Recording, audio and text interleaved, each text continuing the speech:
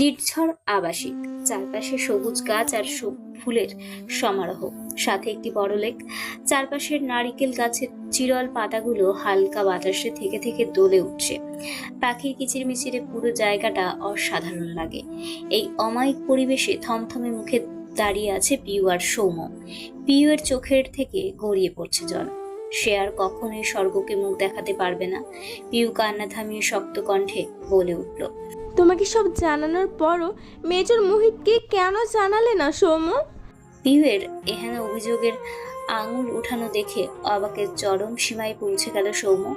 এই মেয়ে এখনো তাকে চিনতে পারেনি, এত বড় অপবাদের আঙুল তুলে ফেললো। তবুও কণ্ঠে স্বাভাবিকতা বজায় রেখে বলল, তোমার কি মনে হয় পিউ, মেজরের সম্পর্কে এত বড় একটা কথা গোপনে চেপে যাব আমি? আমার রেকর্ড সমেত মেজরকে তো সব বলেছি। উনি আমাকে কি বলেছে জানো? প্রশ্নবিদ্ধ নজরে সৌম্যের পানে চাইল পিউ। সেও জানতে চায় কি বলেছে মেজর। মেজর মোহিত বলেছে এসব কথা যেন আমি কাউকে না বলি। শুধু তাই নয়, ডিপার্টমেন্টের কাউকে জানাতে নিষেধ করেছে। উনি সকল প্রমাণ একসাথে জোগাড় করে লড়াই করতে চেয়েছিল। ভাগ্য সয় না হলে আমাদের কিছু কিছু করার থাকে না পিউ। থেকে থেকে সৌম্যের চোখ লালচে বর্ণ ধারণ করছে। টলমলো অশ্রু জমা হচ্ছে মনিতে। কণ্ঠ রোধ হয়ে আসছে, কিন্তু ছেলে মানুষ চাইলে কি যখন তখন কাঁদতে পারে? পিউ, তোমার কাছে আমার অনুরোধ, তুমি রিস্ক নিয়ে আর কিছু করতে যেও না। তোমার বাবা তোমাকে জিম্মি করতে 1 মিনিটও সময় নেবে না। প্লিজ এখানে স্টপ যাও। ফোনের গ্যালারি থেকে নিজেদের আনন্দঘন মুহূর্তের ছবি স্ক্রল করে করে দেখছে স্বর্গ। টুকটুক করে অশ্রু গড়িয়ে পড়ছে কপল বেয়ে। মোহিত নেই এটা ভাবতেই তার বুকে ব্যথা হচ্ছে। আজকাল কান্না করতে গেলেও কষ্ট হয় অনেক। নিঃশ্বাস বন্ধ হয়ে আসে, নিজেকে অপয়া মনে হয়। আমার সংস্পর্শে এসেই তোমার ক্ষতি হয়ে গেল মোহিত। দুজনের কত প্ল্যানিং ছিল, এখনো কতটা পথ হাঁটতে বাকি। এভাবে চলে গেলে আমি কিভাবে বাঁচবো? তুমি ধোঁকাবাজ Mohit. You cheat, I will never forgive you.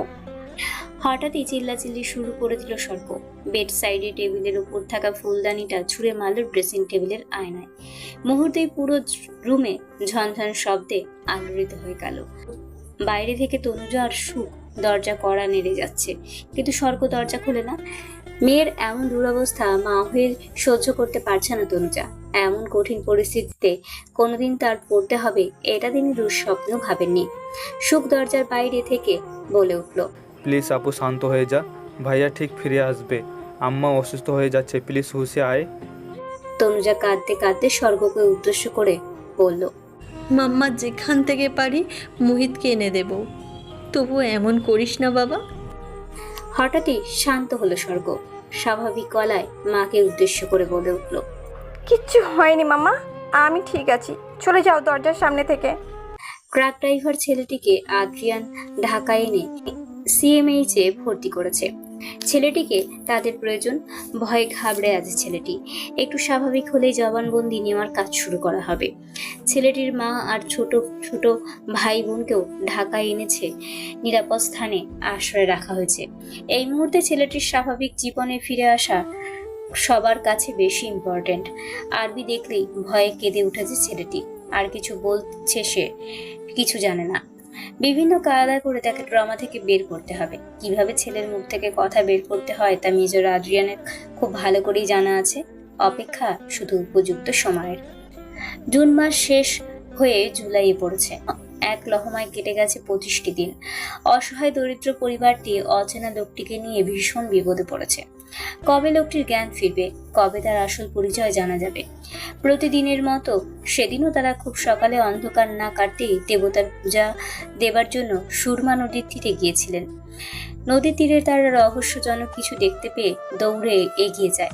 কাছে যেতেই গৃহকর্ত্রী দেখতে পায় একটি যুবক নদীর তীরে কাঠের গুঁড়ির সাথে আটকে আছে, হয়তো স্রোতে ভেসে এসেছে।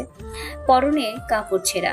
প্রথমে তারা ভেবেছিল মৃত কোনো লাশ হয়তো ভেসে এসেছে, কিন্তু নাকের কাছে আঙুল ছোঁয়াতেই কর্তা চমকে ওঠে। এখনো শ্বাস চলছে। স্বামী স্ত্রী দুজনে মিলে টেনে হিচড়ে শুকনো পাড়ে তোলার চেষ্টা করে। লোকটির অত্যধিক উচ্চতা আর ওজনের ভারে দুজনেরই বেগ পোহাতে হয়। যুবকটিকে উল্টে পাল্টে দেখতেই তাদের মাথা কাজ করা বন্ধ করে দেয়। বুকে ক্ষত, একটা হাত ভাঙা আর পাও ভেঙে ভাঁজ হয়ে আছে, গালের চামড়া ছিলে গেছে, পিঠে মুখে অসংখ্য জখম। স্বামী স্ত্রী দুজনের মুখ চাওয়াচাই করে নিজেদের ঘরে নিয়ে যাওয়ার সিদ্ধান্ত গ্রহণ করে। কোনো মতে টেনে হিচড়ে বাড়িতে এনে ভেজা কাপড় পাল্টে নিজেদের পোশাক পরাতে চায়, কিন্তু তাদের পোশাক কোনোভাবেই ছেলেটির দেহে ঢোকানো গেল না। যুবকটির গড়ন তাদের থেকে সম্পূর্ণ ভিন্ন। শুধু একটা লুঙ্গি পরিয়ে কাঁথা দিয়ে শরীর ঢেকে দিয়ে চলে গেল বৈদ্য খুঁজতে। তাদের কাছে মনে হয় ডাক্তারের ওষুধের থেকে বৈদ্যর জড়িবুটিতে বেশি কাজ হয়, আর ডাক্তারের কাছে নিতে গেলেও ঝামেলা অনেক। এখান থেকে উপজেলা হাসপাতাল অনেক দূর, যানবাহনের তেমন ভালো ব্যবস্থা নেই। পাহাড় আর কাঁচা রাস্তার কাদামাটি পার হয়ে তারপর যেতে হবে উপজেলায়। লোকটির এহেন অবস্থায় তাকে নিয়ে উপজেলায় যাওয়া তো দুষ্কর। আপাতত সুস্থ হলে পরে ভেবে দেখা যাবে কি হয় না হয়। বৈদ্য এসে লোকটিকে দেখে চিন্তিত হয়ে পড়লেন। ধারালো কিছু দিয়ে তার বুকে আঘাত করা হয়েছে, যা বুক ভেদ করে পিঠ দিয়ে বেরিয়ে গেছে। হাত পা এমন ভাবে ভেঙেছে, জড়িবুটিতে কাজ হবে কিনা সে জানে না, কিন্তু গালে বুকের পিঠে জখম ঠিক করতে পারবেন তিনি। অসহায় পরিবারটি তবুও বৈদ্যকে সাময়িক চিকিৎসা চালাতে অনুরোধ জানায়। বৈদ্য জড়িবুটি লাগিয়ে চলে গেছে সেই কবেই। লোকটির জ্ঞান তবুও ফিরছে না। পল্লীর আরো জাতগোষ্ঠীকেও এই ব্যাপারে বলা যাচ্ছে না। তারা বলবে অজাতের মানুষ ঘরে কেন জায়গা দিয়েছে, তখন আমাদের সমাজ থেকে বিতাড়িত করবে। যতটা গোপনে পারা যায় লোকটিকে সুস্থ করে বিদায় করতে হবে। ছোট্ট মেয়েটা প্রতিদিন আগন্তুক লোকটির দিকে তাকিয়ে থাকে। তার কাছে লোকটিকে দেবতাই মনে হচ্ছে। মানুষ হলে তো ঘুম ভাঙতো এতদিনে। মেয়েটির অনেক প্রশ্ন জমা আছে এই দেবতার কাছে, সাথে নানান স্বপ্ন পূরণের বাহানা। দেবতা জেগে উঠলেই প্রথমে 1 বস্তা চাল দিতে বলবে, যাতে তারা প্রতিদিন 3 বেলা পেট ভরে ভাত খেতে পারে। সেজন্য সারাক্ষণ মেয়েটা তার শিয়রে বসে থাকে। ভাইয়া তুমি কাপুরুষ। পাপা তোমাকে তার যোগ্য পুত্র ভেবে অনেক দায়িত্ব দিয়ে এসেছিল, তুমি কিছুই পালন করনি। তুমি চলে যাও আমাদের দরজার সামনে থেকে। পাপা কোনোদিন আর তোমার সাথে কথা বলবে না। চলে যাও, চলে যাও ভাইয়া, চলে যাও। হঠাৎই আগন্তুক অস্থিরতা শুরু করলো। তার কপাল কুঞ্চিত হলো, ঠোঁট নড়ে উঠলো, কিন্তু কিছু বলছে তা বোঝা যাচ্ছে না। হঠাৎই বড় বড় চোখ মেলে চাইল দেবতার সম্বোধন করা লোকটি। বাচ্চা মেয়েটা খুশিতে হাততালি দিতে শুরু করলো। হঠাৎই বাচ্চা মেয়েটা মুখে তৃপ্তির হাসি ফুটিয়ে বাবা মায়ের উদ্দেশ্যে চিল্লিয়ে বলতে শুরু করলো, ইসঙ্গী দেবতা জেগে গেছে। লাফাতে লাফাতে হাততালি দিতে দিতে একই কথা বারবার বলছে মেয়েটা। মেয়েটির কথা শুনে তার বাবা মা দৌড়ে আসে। এসে দেখতে পায় লোকটি অবাক নয়নে তাকিয়ে আছে। মেয়েটির বাবা মা এসে তাদের প্রথা অনুযায়ী আগন্তুকের পায়ে লুটিয়ে পড়ে হাত ছোঁয়ায়। আগন্তুক ভরকে যায়, পা সরিয়ে ফেলতে চায়, কিন্তু ব্যথায় পারে না। আগন্তুক হাত ইশারায় লোকটিকে কাছে ডেকে কিছু বলে। উঠে ঠোঁট নাড়ানো দেখে যাচ্ছে, কিন্তু কথা বোঝা যাচ্ছে না। লোকটি বুঝতে পেরে যায় হয়তো সে কোথায় আছে তা জানতে চাচ্ছে। লোকটি তাদের নিজস্ব ভাষায় কথা বলতে শুরু করলো। যুবক বহু কষ্টে শক্তি সঞ্চয় করে তার হাত দিয়ে লোকটির গায়ের জামা টেনে ধরে এবং আবারও ঠোঁট নাড়ায়। লোকটির কথা শোনার জন্য ঠোঁটের কাছে কান আনলো যুবক। শুধায়, আমি কোথায়? লোকটি এবার বুঝতে পেরে যায় আগন্তুকের কথা। তখন সে বলতে শুরু করে, বাবু তোকে তো আমরা সুরমার কিনারত পাইহেছি, তোর কাথ গায়ে ভরেছিবে। লোকটি আরো কিছু বলতে চাইলো, কিন্তু হাতের ইশারায় যুবক থামিয়ে দিল। যুবকটি মনে মনে ভাবলো সে কোথায় আছে এটা পরে দেখা যাবে, আগে নিজেকে সুস্থ করা দরকার তার। হাত পায়ের অবস্থা বেগতিক, বুকের ক্ষততে ইনফেকশন হয়ে যেতে পারে। যুবক আর কিছু ভাবতেই পারল না। পেট গুলিয়ে উঠলো, বমির উৎপ্রেক হচ্ছে, পেটের অস্থির হয়ে উঠল যুবক। যুবকের অস্থিরতা দেখে দৌড়ে চলে গেল বাড়ির প্রতি। একটু পরে ফিরে এলো হাতে একটি গ্লাস সমেত মধু আর পাহাড়ি উদ্ভিদের রসের সমন্বয়ে তৈরি করা পানীয় বাড়িয়ে দিল যুবকের উদ্দেশ্যে। কর্তা লোকটি যুবকটিকে ধরে পিঠের বিছানায় 2টো বালিশ দিয়ে আধাশয় করে বসিয়ে দিল। ব্যথায় চোখ মুখ কুঁচকে এলো তার, কিন্তু মুখে শব্দ করার শক্তি অবশিষ্ট রইল না। বাচ্চা মেয়েটি পানীয়টি খাইয়ে দিতে উদ্যত হলো। ও হিদু, খেয়ে নে। যুবকটি এক নিঃশ্বাসে পুরো পানিটুকু খেয়ে ফেললো। অমৃতের মতো স্বাদ ঠেকলো তার কাছে। পানীয়টি পান করার পর সকল অস্বস্তি এক নিমিষেই গায়েব হয়ে গেল। শরীরে শক্তি ফিরিয়ে আনতে হলে প্রথমে দরকার ভালো খাবার, কিন্তু এদের অবস্থা দেখে মনে হচ্ছে দরিদ্র সীমার নিচে এদের বসবাস। নিজেরাই হয়তো ভালোভাবে খেতে পায় না, তাকে খাওয়াবে কোথা থেকে? একটু পর ছোট্ট মেয়েটি হাতে করে খাবারের একটি প্লেট নিয়ে এলো। খাবারের চেহারা দেখে যুবকের পেট গুলিয়ে উঠলো, কিন্তু বেঁচে থাকতে হলে এটাই তাকে খেতে হবে। উঠে বসতে চাইলো সে, শরীর সায় দিল না। আবারও চেষ্টা করলো, একটু নড়তে সক্ষম হলো। 3 বারের চেষ্টায় বসতে সক্ষম হলো। মনোবল বাড়াতে হবে, এই ব্যথায় ভেঙে পড়লে হবে না। আপনজনদের চেহারা মনের কোঠায় ভাসতেই চোখের মণিতে জল টলমল হলো। পলক ফেলে জলগুলোকে লুকিয়ে ফেললো। নিজের হাতে খাবার খেতে চেষ্টা করে ব্যর্থ হলো। ছোট মেয়েটির সহায়তায় পুরো খেতে না পারলেও অল্প খেলো। পেরিয়ে গেছে আরো একটা সপ্তাহ। হাত পা নাড়ানো গেলেও তাতে ব্যথা প্রচুর। জড়িবুটি কি হাতটি জোড়া লাগাতে পারে? বুকের ক্ষত ড্রেসিং না করলে ইনফেকশন হবে মাস্ট। এখান থেকে আমাকে কোনো শহরে যেতে হবে, তার আগে হাঁটার ক্ষমতা অর্জন করতে হবে। বাস ধরে ধরে ভালোই হাঁটা যায়, তাই বলে কি 25 কিলোমিটার রাস্তা বাড়িয়ে দেওয়া সম্ভব? তবুও যেতে হবে। একটা কচ্ছপ যদি খরগোশের সাথে রেসে জিততে পারে, তাহলে আমি কেন পারবো না? এত চিত মেডেন, প্রতিকূল পরিবেশে যুদ্ধ, এক্সারসাইজ, তাহলে তো সব বৃথা হয়ে যাবে। উপজাতি লোকটিকে কোনো মতে বুঝিয়ে উদ্ভট পোশাক গায়ে চেপে কালো একটি চাদরের সহিত সারা শরীর মুখ ঢেকে শক্ত বাঁশে ভর দিয়ে চলতে লাগলো সে। উপজাতি লোকটির নাম মারুং। মারুং যুবকের হাঁটার ভাবভঙ্গি দেখে বুঝে ফেললেন এই ছেলে কোনো সাধারণ মানুষ নয়। বিশ্রাম নিয়ে তিনি 3 ঘন্টা হাঁটার পর একটি গরুর গাড়ি দেখতে পায় সামনে। দুজনেরই চোখে চকচকি হয়ে ওঠে। গাড়িয়ালকে অনুরোধ করে মারুং তাদের উপজেলায় রাস্তায় নামিয়ে দিতে। গাড়িয়াল লোকটির পাশের যুবককে শারীরিক অবস্থার বিবেচনা করে রাজি হয়। মুখের হাসি প্রশস্ত হয় মারুংয়ের। চৌকস মেজরকে কেউ অনায়াসে গায়েব করে দিল, এটা কেউ টেরও পেল না। ডিপার্টমেন্টের এটা কিছুতেই মানতে পারছে না পুরো আর্মি ডিপার্টমেন্ট। আর্মি হেডকোয়ার্টারে মিটিং বসছে এই বিষয়ে। অফিসিয়ালভাবে তারা মেজর মোহিতকে মৃত ঘোষণা করে তার প্রাপ্ত জিনিসের প্রতি সম্মান জানিয়ে মেডেল সহ তার পরিবারকে প্রদান করবে। এই জন্য মেজর মোহিতের মাকে প্রয়োজন। আর্মি জেনারেল বক্তব্য দিচ্ছেন এমন সময় ক্যাপ্টেন সৌম্যর ফোনে একটি ফোন এলো। সৌম্য গুরুত্ব না দিয়ে বক্তব্য শুনতে মনোযোগ দিল। আবারও কেঁপে উঠল সৌম্যের ফোন বের করে আননোন নম্বর দেখে ভ্রু কুঁচকে উঠল সৌম্যর। হলরুম ছেড়ে বাইরে এসে ফোন কানে তুলতেই ওপাশ থেকে ভাঙা ভাঙা গলার গমগমে আওয়াজ এলো, it is your speak major captain Soumya. শরীরের লোম দাঁড়িয়ে গেল সৌম্যের। চোখের কোণে জমা হলো খুশির জল। আরবি জিপ স্টার্ট দিয়ে দ্রুত ছুটে চলল গন্তব্য অজানা শহর। ধরণীতে সূর্যের তেজ দেখে মনে হচ্ছে যেন হাসরের মাঠে দাঁড়িয়ে আছে সবাই। এত সূর্যের তেজ, রোদের তাপে মাটি শুকিয়ে সাদা রং ধারণ করেছে। পাড়া দিলেই মনে হয় গরম তাওয়া। ক্রিমিনাল ভিজিটিং রুমের বসে আছেন আশরাফ চৌধুরী। মাথার উপর ক্যাচ ক্যাচ শব্দ তুলে বৈদ্যুতিক পাখা আস্তে আস্তে ঘুরে যাচ্ছে। শরীর ঠান্ডা হয়ে যাবার বদলে মনে হচ্ছে আরো উত্তপ্ত ছাদের গরম হাওয়া গায়ে মাখিয়ে দিচ্ছে। গায়ের সাদা পাঞ্জাবি ভিজে জবজবে হয়ে গেল নিমিষেই। বহু কষ্টে রাগ সংবরণ করে বসে আছেন আহিয়ানকে পুলিশ আনতে গেছে। হঠাৎই ঝনঝন শব্দে সম্বিত ফিরে এলো আশরাফ চৌধুরী। এ কাকে নিয়ে এসেছে পুলিশ? যেই ছেলে নামি দামি ব্র্যান্ডেড পোশাক বাদে অন্য কোনো পোশাক গায়ে জড়ায়নি, তার গায়ে কয়েদির ময়লা পোশাক। চুল দাড়ির একই হাল। এসির পাওয়ার কমিয়ে কম্বল মুড়িয়ে ঘুমানোর ছেলে হ্যাঁ এমন গরমে ঘুমায় কিভাবে? গলায় শিকল, হাতে পায়ে বেরি। হঠাৎই পিতৃ হৃদয় বেদনায় মুর্ষে উঠল। যতই পাষাণ হৃদয়ের মানুষ হোক, বাবা তো হয়।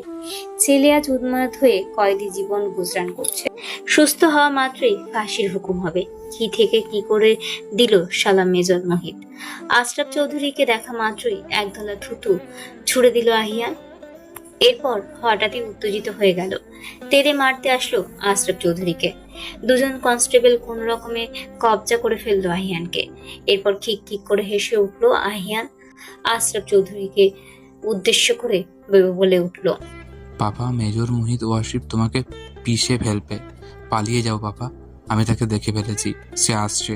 তোমাকে পিস পিস করে কেটে লবণ ভরে দেবে। মাসে চাইলে পালাও। এই ছেলের জন্যই কিছুক্ষণ আগে মন জমিনে দুঃখ হানা দিয়েছিল। সেই ছেলের এহেন কথায় রাগে বৃতৃষ্ণা এসে গেল আশরাফ চৌধুরীর। কেমন নিমক হারামের জন্ম দিয়েছে ভাবতেই নিজের প্রতি রাগ হলো। একদিকে অসহনীয় গরম, তার মধ্যে ছেলের বাতুলতায় মাথায় রক্ত ছলকে উঠল তার। মনে মনে শয়তানি হাসি হাসলো আশরাফ চৌধুরী। তোর মেজরের কঙ্কালের খোঁজও কেউ পাবে না হারামজাদা ছেলে। গহীন অরণ্যে সমাধি দিয়ে এসেছি ওই 2 টাকার লাফাঙ্গা মেজরকে। মনের ভাবনা মনে রেখে বুকের ব্যথার ভান ধরে বাইরে বেরিয়ে আসলেন আশরাফ চৌধুরী। দীর্ঘ 7 ঘন্টা জার্নি করে তাহিরপুর উপজেলায় এসে পৌঁছেছে সৌম্য। মেজর মোহিত এখানে স্থানীয় হেলথ ক্লিনিকে আছেন। মোহিত যখন কল করে সৌম্যকে এখানে আসার কথা বলেছে, সৌম্যের মনে হয়েছে তার 2টো পাখা থাকলে ভালো হতো, উড়ে উড়ে দ্রুত চলে যাওয়া যেত। লোকাল মানুষের কাছে জিজ্ঞেস করে করে স্বাস্থ্যকেন্দ্রে পৌঁছে গেল সৌম্য। স্বাস্থ্যকেন্দ্রে ঢুকে মোহিতকে পাগলের মতো খুঁজতে লাগলো সে। অবশেষে পেয়ে গেল তার মেজরকে। মনে মনে যেন প্রশান্তির হাওয়া বয়ে গেল। দৌড়ে গিয়ে জড়িয়ে ধরে কেঁদে উঠল সৌম্য। ব্যথায় আর্তনাদ করে উঠল মোহিত। ভয়ে ছেড়ে দিয়ে সৌম্য বলে উঠল, সরি, আবেগে সামলাতে পারিনি। ভাঙা কণ্ঠে মোহিত ফ্যাসফ্যাসে কণ্ঠে বলে উঠল। সুস্থ হয়ে তোমাকে পানিশমেন্ট দিব ক্যাপ্টেন। সৌম্যের চোখের জল গাল বেয়ে গড়িয়ে পড়ল। জি স্যার, আমি সকল পানিশমেন্টের জন্য প্রস্তুত। একটু পর ডিউটি ডক্টর এলো। মোহিতকে উদ্দেশ্য করে মাধুর্যহীন কণ্ঠে বলে উঠল, এই রোগীর গার্ডিয়ান কে আছে? সৌম্য তড়িঘড়ি করে ডিউটি ডক্টরের কাছে গিয়ে জানালো, আমি। এমন জীর্ণ রোগীর গার্ডিয়ান একজন আর্মি অফিসার? কণ্ঠ নরম হয়ে এলো ডিউটি অফিসারের। সৌম্য তার ভাবাবেগ বুঝতে পেরে আগ বাড়িয়ে বলে উঠল, no question please, it's our secret matter. Doctor ঢোক গিলে মোহিতের দিকে অনুসন্ধিত সুদৃষ্টি সৌম্যের দিকে তাকিয়ে বলল, দেখুন, ওনার পা হাত দুটোই মারাত্মকভাবে ভেঙে গেছে। আমি জানি না উনি কিভাবে এতদিন এগুলা নিয়ে বসেছিল। দ্রুত বড় হসপিটালে ওনাকে অ্যাডমিট করাতে হবে। আর বুকে একটা ক্ষত দেখা যাচ্ছে। বুকের ক্ষতটা গভীর। আমাদের এখানে এসবের চিকিৎসা নেই, বুঝতেই পারছেন। বলেই হাত কচলালো ডিউটি ডক্টর। যা বোঝার সৌম্য বুঝে গেল। ডিউটি ডক্টরকে থামিয়ে দিয়ে মোহিতের কাছে আসলো। স্যার, আমাদের যেতে হবে। আপনি কি যেতে পারবেন আমার সাথে? পারলেও আমাকে যেতে হবে সৌম্য। একজনের কাছে আমি খুবই অপরাধী হয়ে গিয়েছি। সে অপরাধ মার্জনা না করলে আমি শান্তি পাবো না। যত দ্রুত তার কাছে যাব তত দ্রুত তার কাছে ক্ষমা পাবো। তোমাকে যেটা আনতে বলেছি এনেছো? জি স্যার। বলেই গাড়ির বক্স থেকে একটা ব্যাগ নিয়ে আসলো সৌম্য। মোহিত হাতে দিয়ে বলল, নিন স্যার। মোহিত মারুং আর সৌম্যকে নিয়ে স্বাস্থ্য কেন্দ্র থেকে বেরিয়ে জিপের কাছে আসলো। মোহিত মারুংকে উদ্দেশ্য করে বলল, আপনারা আমার জন্য যা করেছেন তার কৃতজ্ঞতা প্রকাশ করার ভাষা নেই আমার। আমি মন উজাড় করে কিছু দিতে চাই আপনাদের। মারুং এর হাত টেনে হাতে থাকা ব্যাগটি মারুং এর হাতে দিল মোহিত। মারুং প্রশ্নবিদ্ধ নয়নে চাইল মোহিতের পানে। মারুং এর চোখের ভাষা মুহূর্তেই বুঝে গেল মোহিত। মৃদু হাসলো মোহিত। এখানে 5 লাখ টাকা আছে। আপনি জীবিকা নির্বাহের জন্য কিছু করে টাকাটা ব্যয় করে মনে শান্তি পাবো আমি। আজকে আমি চলে যাচ্ছি, কিন্তু অতি শীঘ্রই আবারও ফিরে আসব। বিকোকে আমার তরফ থেকে ভালোবাসা জানাবেন। দিকোর প্রতি আমার কিছু কর্তব্য আছে। সুস্থ হয়ে এসে আমি অবশ্যই সেগুলো পালন করব। আপনি নিজেও জানেন না আপনি কাকে বাঁচিয়েছেন। এর প্রতিদান না দিয়ে কিভাবে যাব বলুন? মারুংয়ের চোখে জল এসে গেল। সে এটা বুঝে গেছে লোকটি বড় কোনো সাহেব। মারুং সেভাবে কোনো কিছুই করতে পারেনি তার জন্য।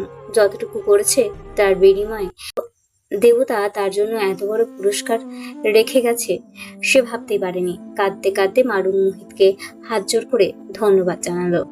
সৌমির কাছ থেকে আরো কিছু খুচরো টাকা নিয়ে মারুং এর হাতে দিয়ে বলল, আপনার মেয়ে ফল খেতে আর নতুন জামা পরতে ভালোবাসে। মারুংয়ের মুখে হাসি ফুটে উঠল। মারুংকে আবারও কৃতজ্ঞতা জ্ঞাপন করে সৌম্যের সহযোগিতায় জিপে উঠে বসল মোহিত। সহসায় জিপ স্টার্ট দিয়ে বাতাসের গতিতে চালাতে লাগলো সৌম্য। যতদূর তাদের দেখা গেল মোহিত মারুং তাকিয়ে তাদের দেখলো। গাড়ি চলছে আপন গতিতে। সৌম্য কোনোভাবেই নিজের লোভ কৌতূহলকে দমিয়ে রাখতে পারছে না। মেজর চোখ বন্ধ করে আছে বলে কিছু জিজ্ঞেস করতেও পারছে না। মোহিতের কণ্ঠে নীরবতা ভাঙল। চোখ বুঝেই মোহিত সৌম্যকে বলে উঠল, তুমি যে এখানে এসেছো কেউ জানে? সৌম্য গলা খাকারি দিয়ে বলল, না স্যার, আপনার কথা মতো শুধু নাফিস স্যারকে বলে জিপ নিয়ে এসেছে। তোমাকে অনেক দায়িত্ব পালন করতে হবে এখন থেকে ক্যাপ্টেন। জি স্যার, আমি যে কোনো দায়িত্ব পালনে প্রস্তুত। আপনি আমাকে আলাদিনের জিন ভাবতে পারেন। সৌম্যের এমন ডেডিকেশনের জন্যই মোহিত তাকে এত পছন্দ করে। আমার বউকে তোমার নম্বর থেকে কল করো। নিমিষেই কড়া ব্রেক কষল সৌম্য। ঝাঁকি খেয়ে ব্যথায় আউজ করে উঠল, বউ মানে? না বলে ব্রেক কষার জন্য পানিশমেন্ট পাবে ক্যাপ্টেন। স্যার যা খুশি দিয়েন, আগে তো সব কিছু খুলে বলুন। আমি তোমার ম্যাডামকে বিয়ে করে ফেলেছি গোপনে। অবাক নয়নে প্রশ্ন করল সৌম্য। কেন স্যার? আমি যতদূর জানি আপনাদের দুই পরিবারই তো রাজি ছিল। সৌম্যকে এতটা অবাক হতে দেখে স্মিত প্রাণহীন হাসল মোহিত। এরপর বলতে শুরু করলো, ছিল সৌম্য, কিন্তু একই ছাদের নিচে একই বাড়িতে আগুন আর মোম একসাথে থাকতে পারে? তোমার ম্যাডাম ভালোবাসার দাবি নিয়ে যখন তখন আমার কাছে ছুটে আসতো। তাকে বারবার ফিরিয়ে দিতে আমাকে খুব কষ্ট হতো, আবার পাপবোধ হতো। আর তোমার ম্যাডামের অভিমানের পাল্লা ভারী হতো। মেয়েটা বড্ড অবুঝ সৌম্য। মা অস্ট্রেলিয়া গিয়েছে। তুমি জানো যাবার আগে আমাকে কি বলে গিয়েছে জানো? না স্যার, জানি না। সৌম্যের সাবলীল উত্তর। সৌম্য গাড়ি স্টার্ট দিল। গাড়ি রানিং হতেই মোহিত বলল, মা আমাকে অনুরোধ করে বলেছে ওনাকে যেন একা না ফিরিয়ে আনা হয়। উনি তার মেয়ে, নাতি, জামাই সবাইকে নিয়ে ফিরতে চায়। পাপা কেন ওদেরকে দূরে পাঠিয়েছিল আমার নটিজাতটা দেখেই বুঝতে পারছি। জি স্যার। আমি চেয়েছিলাম আশরাফ চৌধুরীর সকল প্রমাণ জোগাড় করে আইনের আশ্রয় নিতে, কিন্তু এরপরের ঘটনা তুমি জানো। বিষয়টা অতটা সহজ নয়। আরও কত দিন অপেক্ষা করতে হবে তাও জানি না। ঘরে আগুন, সুন্দরী প্রেমিকা রেখে কোনো পুরুষ সাবধানে থাকতে পারবে ক্যাপ্টেন? না স্যার, পারবে না। এজন্যই বিয়ে করেছি আমরা, যাতে কোনো পাপ বোধ না হয় আর অপেক্ষার প্রহরও গুনতে না হয়। কিন্তু বিয়ে করেও কোনো ফায়দা হলো না। তোমার ম্যাডাম মারাত্মক কষ্টটাই পেলো আমার কাছ থেকে। দীর্ঘশ্বাস ছেড়ে গাড়ির সিটে হেলান দিল মোহিত। কিছুক্ষণ মৌন থেকে আবারও বলতে শুরু করলো, আমার সিলেট আসার খবর কে ওনাকে দিয়েছে জানো? কে স্যার? Gatekeeper Khalil. খলিলের নাম শুনে কপালের চামড়ায় চিন্তার ভাঁজ পড়ল সৌম্যের। সৌম্যকে কোনো প্রশ্ন করার সুযোগ না দিয়ে মোহিত আবারও বলে উঠল, আপাকে আর মোহিতকে যেদিন হত্যা করা হয় সেদিনও খলিল সাথে ছিল। খলিলই মুকিতের শ্বাস রোধ করেছিল। চোখের কোণে জমা হলো জল আঙুল দিয়ে, চোখের কোণে জমা জল আঙুল দিয়ে মুছে দিতে হয়। মোহিত আফসোসের সুরে বলল, সবচেয়ে কষ্টের বিষয় কি জানো সৌম্য? এই খলিলকে চিহ্নিত করতে আমার 6 বছর সময় লেগে গেল। যেদিন আমি সিলেট আসি, কোয়ার্টারের গেট ক্রস করতেই লুকিং গ্লাসে আমি ওর শয়তানি মিশ্রিত হাসি দেখে নিশ্চিত হয়ে গিয়েছিলাম। এখন করতে চাচ্ছেন স্যার? সবগুলোকে কেটে লবণ মরিচ লাগাবো। আইন আমার দেখা শেষ। এবার তুমি আমার আইন দেখবে সৌম্য। মোহিতের আগ্নেয়গিরির মতো লালচে চোখ দেখে ভয়ে কেঁপে উঠল সৌম্য। এখন কোথায় যাব স্যার? গলার সমস্ত আওয়াজ দিয়ে মোহিত বলে উঠল, ঢাকা ক্যান্টনমেন্ট সৌম্য। মোহিতের তেজে লোমকূপ পর্যন্ত ফুলে উঠল সৌম্যর। দ্রুত গাড়ি হাঁকালো ক্যান্টনমেন্টের উদ্দেশ্যে। বিছানায় মৃতের ন্যায় পড়ে আছে স্বর্গ। এই দুনিয়া সম্পর্কে তার কোনো ধ্যান জ্ঞান নেই। নিজেই নিজের হিসেব কিছুতেই মিলাচ্ছে না। যেন তার কি থেকে কি হয়ে গেল নিমিষেই, মুহূর্তেই সকল স্মৃতি তাকে প্রতিনিয়ত কুড়ে কুড়ে খাচ্ছে। মাঝে মাঝে সিলিং এর ফ্যান স্বর্গকে খুব টানছে, কিন্তু তার মতো একজন ডাক্তারের এসব শোভা পায় না। যার দায়িত্ব একজন মানুষের জীবন বাঁচানো, সে কিভাবে নিজের জীবনই নিয়ে নেবে? হঠাৎই রুমে তনুজার সুখ প্রবেশ করলো। তারাও নেতিয়ে পড়েছে এই কদিনে। সুখ যে কিভাবে ছুটি কাটাচ্ছে। মেজর জেনারেলের ছেলে না হলে তাকে এতদিন মিলিটারি একাডেমি থেকে বহিষ্কার করা হতো। পরিবারের মানুষের পাশে আগে থাকতে হবে, তারপর পড়াশোনা। এটাই ভেবে সুখা যায়নি। বোনকে সান্ত্বনা দিতে গিয়ে সুখ অনেক কিছু বোঝালো। কদিনেই স্বর্গের চোখের নিচে কালি পড়ে গেছে, চেহারার জৌলুস মলিনতায় চাপা পড়ে আছে। মেয়ের এমহানা অবস্থা দেখে কি কোনো মা সহ্য করতে পারে? তনুজা কেঁদেই যাচ্ছে। পরীর বাচ্চার মতো মেয়ে, তার কেমন জীর্ণ শীর্ণ হয়ে আছে। মেয়েটাকে খাবার দেওয়ার জন্য অনেকক্ষণ চাপাচাপি করলেন, লাভের ফল শূন্য। মা হয়ে তিনিও মুখে খাবার তুলতে পারছেন না। স্বর্গকে আরো কিছু বলে কান্না মুছতে মুছতে বেরিয়ে গেলেন তনুজা। মায়ের পিছে পিছে সুখ বেরিয়ে দরজা ফিটিয়ে দিল, স্বর্গকে একা থাকতে দিয়ে চলে গেল। হঠাৎই স্বর্গের ফোন ভাইব্রেশন হলো। কে ফোন করেছে দেখার প্রয়োজন মনে করলো না সে। সেখানেই নিজের প্রাণেশ্বরী তাকে আর কোনোদিনও ফোন করবে না। সেখানে অন্যের ফোন ধরে সান্ত্বনার বাণী শোনার কোনো ইচ্ছে নেই স্বর্গের। দ্বিতীয়বারও ফোন আসলো, তাকিয়েও দেখলো না স্বর্গ। তৃতীয়বারের কলে রাগে বিবেকবোধ হারিয়ে ফেললো। ভাবলো ধরেই ফোন কেটে দিয়ে জন্মের মতো গালি দিবে। ফোন নিয়ে ক্যাপ্টেন সৌম্যর নাম্বার দেখে রাগ পানি করে ফেললো স্বর্গ। ভ্রুকুচকে ফোন রিসিভ করে, নরম ভেজা কণ্ঠে বলে উঠল, হ্যালো। ওপার থেকে কোনো সারা শব্দ আসলো না। আবারও হ্যালো বলতেই এপাশ থেকে আওয়াজ এলো, আমার হাতের সুইংটা তুমি লাগিয়ে দাও না বউ। কেঁপে উঠল স্বর্গ। বেহায়া নেত্র চাপিয়ে বর্ষণ শুরু হলো। শ্বাস টেনে শ্বাস যেন বন্ধ হয়ে আসছে, শরীরটা থরথর করে কাঁপছে। ফোন কেটে চোখের জল মুছে তড়িঘড়ি করে নিজের অ্যাপ্রন খুঁজে বের করে গায়ে জড়ালো স্বর্গ। তনুজাকে চিল্লিয়ে ডেকে উঠল, মাম্মা মাম্মা। মেয়ের ডাকে অন্তর শুকিয়ে এলো তনুজার।